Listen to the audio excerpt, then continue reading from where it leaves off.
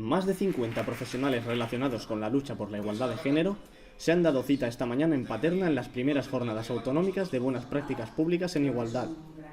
Durante todo el día, representantes sociales de diferentes municipios han compartido sus experiencias a la hora de implementar políticas de igualdad, como los problemas a los que se enfrentan o la necesidad de establecer un protocolo de buenas prácticas. Como Administración Pública tenemos la obligación y la responsabilidad de hacer todo lo que esté en nuestras manos para promover y consolidar una igualdad de género en cualquier actuación o práctica que desarrollemos. Eso es precisamente el objetivo de estas primeras jornadas autonómicas. Pero las instituciones tenemos la obligación de ir más allá y para eso hay que trabajar y hay que poner en marcha medidas.